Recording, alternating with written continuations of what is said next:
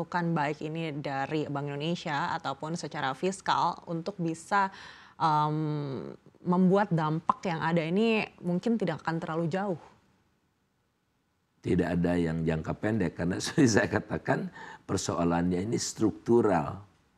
Ya, mengapa current account kita defisit melulu? Bahkan waktu surplus tahun 2022 kan current account kita surplus, rupiah melemah. Karena apa? Karena investor yang diundang untuk di smelter dari Cina semua. Ya, Cina diberikan kebebasan, ada PSN, dengan proyek strategis nasional, semua insentif diberikan. Bahkan mereka kita kasih subsidi. Gila enggak? Saya rasa hampir tidak ada satu negara yang memberikan subsidi, bukan insentif loh, subsidi kepada investor asing. Nih, contohnya, harga batubara rata-rata tahun 2022 ya, itu $345 per ton. Jadi kalau kita ekspor dapat $345 per ton. Perusahaan China, smelter nikel, dia kan punya pembangkit tenaga batubara. Pemerintah bilangnya, tenang aja, jangan khawatir harga batubara naik.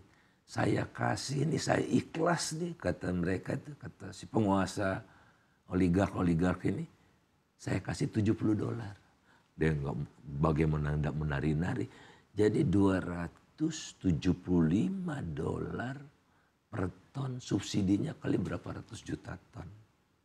Artinya hilirisasi saat ini menurut Bapak tidak efektif sama sekali? Ugal-ugalan. Ya coba kita kan mengundang investor untuk membantu peningkatan kesejahteraan kita kan. Win-win. Kita makin sejahtera, investornya untung. Nah kalau sekarang mengundang, tidak semua ya, mengundang investor, hasil yang kita dapatkan boro-boro 10%, boro-boro 0, impas gitu. Tapi minus. Baik, lalu ke depannya seperti apa Pak? Apalagi hilirisasi ini kan akan diperluas rencananya tidak hanya di sumber daya alam saja begitu, tapi di sektor-sektor lain termasuk pangan atau pertanian ini juga katanya akan diberlakukan hilirisasi. Sementara kita tahu pangan kita sendiri saat ini masih banyak yang impor. Ya iya tadi, Indonesia defisit pangan 2023 ya. Indonesia mengalami defisit pangan tertinggi sepanjang sejarah, 5,3 miliar US dollar. Jadi pangan defisit, BBM defisit, industri manufaktur defisit. Jadi apa yang dilakukan? Kata pemerintah gampang, santai aja. Kita kuras kekayaan alam sedalam-dalamnya, semasif-masifnya. Jadi nanti makin dikasih konsesi tambang, konsesi macam-macam kepada investor itu supaya bisa ekspor. Yang kita bisa ekspor kan batu bara.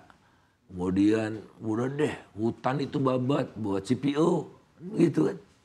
Timah, korupsi gitu kan. Macam-macam itu. Jadi karena apa? Tidak mau menyelesaikan persoalannya yang di akar itu. Jadi satu-satunya cara kan gitu kan. Bagaimana kita menutup defisit perdagangan ini? Kan tidak bisa pakai rupiah, pakai dolar. Oleh karena itulah itu eksploitasi alam akan semakin masif agar kita tidak mengalami defisit neraca pembayaran yang berlebihan gitu. Kan ini tidak boleh dilakukan, itu tidak benar. Oleh karena itu presiden baru harusnya berkomitmen kan. Komitmennya betulan, bukan kayak Pak Jokowi dulu. Kenapa kita impor jagung? Kenapa impor ini? Apa segala macam. Kemudian kita perkuat, tol laut segala macam. Hilang semua itu. Tidak ada yang dilaksanakan. Logistik cost kita naik terus. Nah jadi oleh karena itu ayo mulai dari menata. Jadi jangan jargon presiden baru melanjutkan kebijakan presiden sebelumnya. Neraka kita. Jadi justru kita harus putus ini. Apa-apa yang telah dilakukan Jokowi yang nyata-nyata sesat ya. Untuk rebound. Bukan namanya hilirisasi, tapi industrialisasi.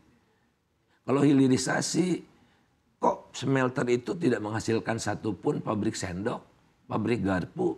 Ya karena hilirisasi. Kalau industrialisasi, kita siapkan dulu infrastrukturnya, transportasinya, sehingga stainless steel yang dihasilkan dari smelter itu bisa digunakan untuk menghasilkan ini ada stainless steelnya, karena semua butuh stainless steel kan. Aluminium juga begitu disiapkan. Kalau hilirisasi, biji nikel diolah jadi ferronikel paling banyak kan. Ferronikelnya dibawa ke Cina. Jadi industrialisasi yang harus kita kembangkan.